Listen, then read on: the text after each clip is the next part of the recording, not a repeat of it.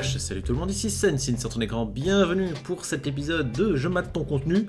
Oui bon c'est possible que le générique soit pas à jour, qui s'appelle Je mate ton Twitch. L'idée de l'émission c'est simplement qu'en fait sur Twitch, des gens me présentent un petit peu ce qu'ils font, alors pas forcément du contenu vidéoludique, ça peut être de l'écriture, des photos, ça peut être des vidéos, enfin voilà. Leur site internet ou ce qu'ils veulent, ce qu'ils ont à montrer tout simplement, et puis on regarde, et puis on en discute, et puis on voit un petit peu. Dans l'idée, normalement, ça peut se faire en vocal. Aujourd'hui, ce sera pas le cas. Mais donc, on a Tomahawk qui va nous montrer ses écrits. Sachant qu'il s'est, alors pas inspiré, mais l'idée de base vient de Deltarune chapitre 2, avec tout le côté animaux amoureux entre eux, parce que c'est des ados, en fait, plein d'hormones. Et le côté malsain et incestueux des... You hug the dummy. Le côté tout malsain et incestueux de Deltarune en fait, et c'est basé sur ça, mais je sais pas trop à quoi ça ressemble ensuite. Marche, rêve, d'accord. On va dire sympa le book. Ça fait penser de loin à la Triforce. Ça c'est affreux. C'est un rat hérisson. C'est dégueulasse. En sens où il fait peur, pas en sens où il est mal fait. Non, il est plutôt bien fait en fait, mais il est affreux. Enfin, il fait peur quoi. Voyons voir un petit peu de quoi ça parle, ton histoire.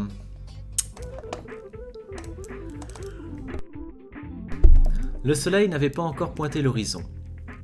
Marche-rêve. Le soleil n'avait pas encore pointé l'horizon. Le réveil ne sonnerait pas avant une paire d'heures. Aujourd'hui, Mara transférée du lycée de nuit au lycée de jour. C'était le même bâtiment, avec les mêmes salles de classe, le même programme scolaire. C'était exactement la même chose à 12 heures près.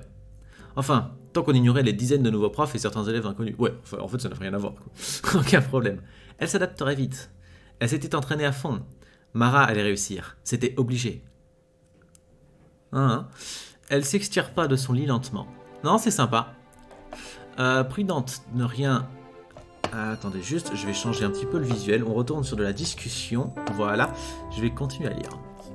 Elle s'extire pas de son lit lentement. Prudente de ne rien embrocher avec ses piquants. Ok, donc là on en apprend sur le personnage. Avec le temps, l'abat-jour sur sa lampe de nuit était devenue une vraie passoire, je l'ai vu dire avant la fin de la phrase. Elle avait essayé d'expliquer à ses parents qu'elle n'avait pas l'utilité d'une lampe de chevet. Ils avaient argumenté que c'était un article qui avait sa place dans la chambre de toute jeune fille. J'imagine qu'elle est nyctalope. Mara avait eu envie de répondre que c'était un argument en bois. Finalement, elle s'était contentée d'éloigner l'abat-jour du lit. De l'autre côté, ses parents faisaient mine d'ignorer les trous et autres dégâts qui apparaissaient sur les meubles de temps en autre. Ok, on en apprend 2 ou 3 choses. On apprend déjà que c'est une porte qui pique.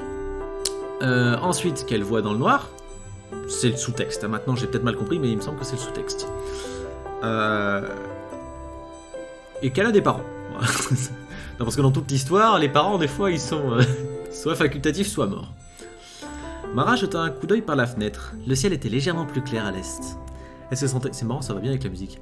Elle se sentait pleine d'énergie, prête à en découdre.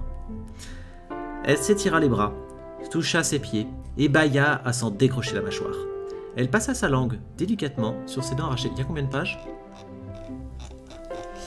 Ok, 3 pages. Et j'en suis à la moitié de la première. Je vais peut-être pas tout lire, mais c'est intéressant, je trouve. Elle se sentait pleine d'énergie, prête à en découdre. Bâilla s'en décrocher la mâchoire. Elle passa sa langue délicatement sur ses dents acérées. Il y avait bien les 3 rangées du haut et les 3 rangées du bas. Ah oui, d'accord, au niveau des dents, ok. Elle avait une dent en bas à gauche qui bougeait un peu. D'accord. D'ici 2 semaines, elle céderait sa place à une nouvelle dent qui attendrait son tour en 2e ligne. Petite, on lui avait donné une boîte pour y mettre ses dents de lait. Ses parents avaient copié l'idée à des amis mammifères. La boîte était maintenant un coffret rempli de triangles tranchants. Mara les avait rangés par ordre de taille croissante. Bah c'est sympa. Moi j'aime bien toutes les histoires qui commencent par l'adolescence. On voit pas. Oui mais c'est normal qu'on voit pas. Ça me fait penser à cette BD que j'ai lue. Ouais j'en refais la pub. Je trouve ça génial.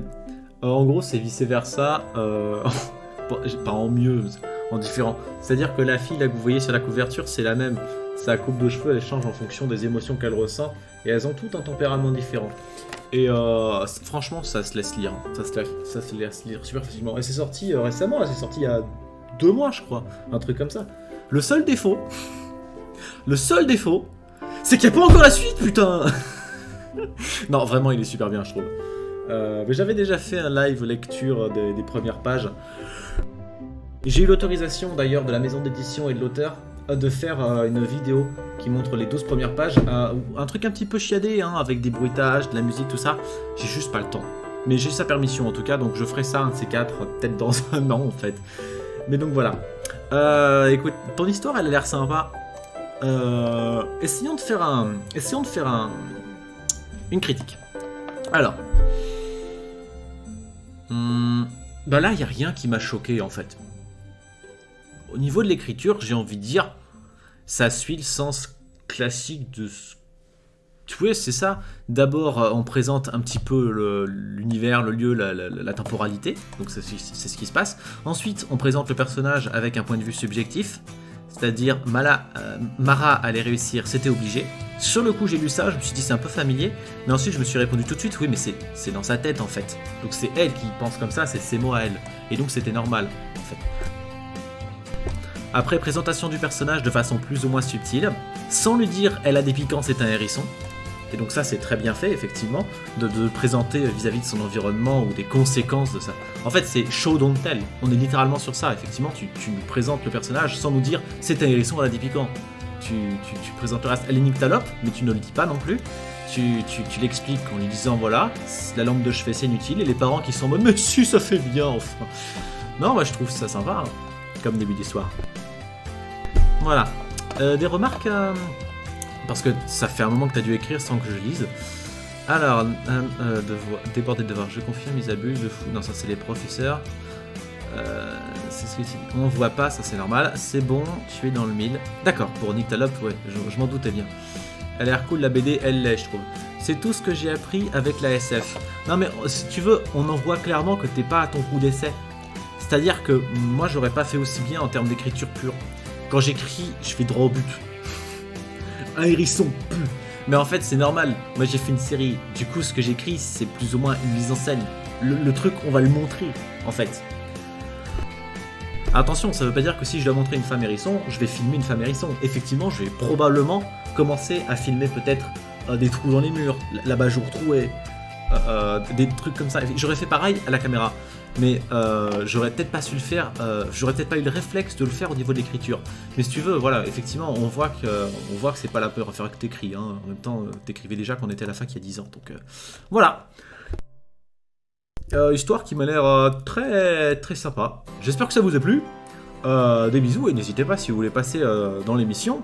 Bah voilà, il suffit d'aller sur Twitch et de voir quand est-ce que je fais l'émission. Vous avez qu'à regarder le planning. Voilà, vous êtes grand, vous allez sur Twitch et vous regardez un petit peu. Des bisous, à la prochaine.